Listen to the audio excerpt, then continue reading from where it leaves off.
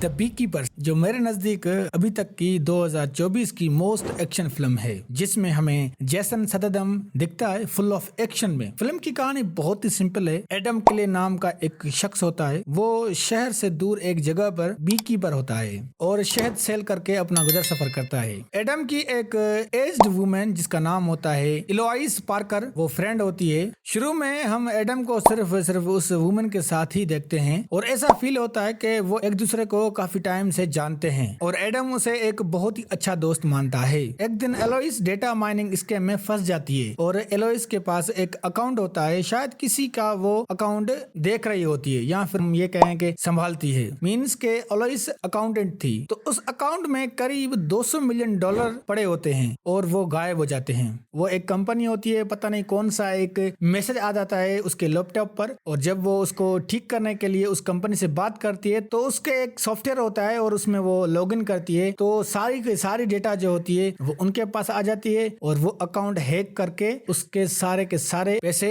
ले लेते हैं। और जब लुइस को ये एहसास होता है तो वो शॉक हो जाती है, देन वो सुसाइड कर लेती है। और एडम को जब ये बात पता चलती है तो वो उसका बदला लेता है। और यहाँ हमें पता चलता है कि एडम एक एक्स्ट्रा सीक्रेट कमांडो था, वो भी बड़ी लेवल की स्पाई एजेंसी में काम करता था, पर उसने रिटायरमेंट ले ली थी और उस एजेंसी का नाम भी बी कीपर ही था, जिस पर कोई लॉ लागू नहीं था भाई। और एडम का असली नाम तो बहुत ही कम लोग जानते थे। वैसे एडम जो था वो बी कीपर नाम से बहुत ही फेमस था। अब बी कीपर्स जो होते हैं इनको एक ऐसा मिशन मिला होता है, जब तक वो पूरा नहीं करते तब तक वो हार नहीं मानते। तो अब एडम का काम था सिर्फ और सिर्फ उनको पकड़ना जिसने स्कैम किया था इसकी फ्रेंड इलोइस से। एडम के अकॉर्डिंग इलोइस एक ऐसी वुमेन थी उसकी लाइफ में जो उसका बहुत ही ख्याल रखती थी, मतलब कि एडम उसे अपनी फैमिली जितना ही मानता था। पर जब उसने ये सुसाइड किया तो एडम ने उसकी वजह ढूंढी और फिर उस कंपनी को तो खत्म करता ही है, पर उस कंपनी के मालिक को भी मार देता है, जो बेटा होता है यूनाइटेड स्टेट ऑफ अमेरिका के प्रेसिडेंट का, वो भी उसके सामने, जहां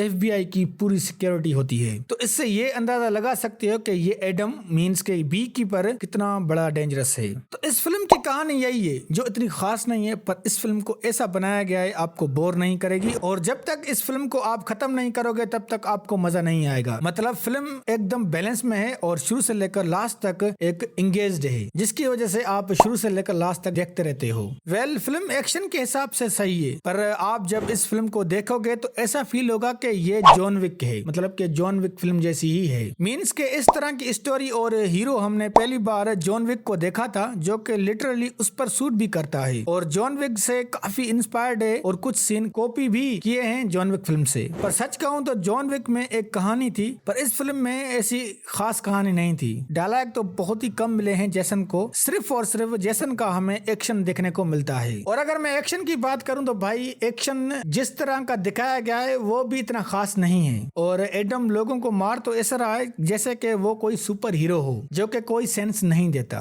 तो भाई बी कीपर जो फिल्म है वो कोई नया कॉन्सेप्ट नहीं है, वही हमें पुराने कॉन्सेप्ट की तरह दिया गया है, बट थोड़ा बहुत जो चेंजिंग की गई है। इस तरह की फिल्म हमने नोबॉडी भी देखी थी, जो कि इस तरह की ही बनी हुई थी, और जॉन विक का तो आप सबको पता ही है, और अब ये द बी कीपर्स। फिल्म सही है बट इतनी खास नहीं है, तो मैं अपने हिसाब से इस फिल्म को रेटिंग देता हूँ 10 में से 6। वैसे अगर आपने ये फिल्म देखी है तो कमेंट्स करके बताएं कि ये फिल्म आपको कैसी लगी, और अगर वीडियो अच्छी लगी तो लाइक करें और हमारे चैनल को जरूर सब्सक्राइब करें।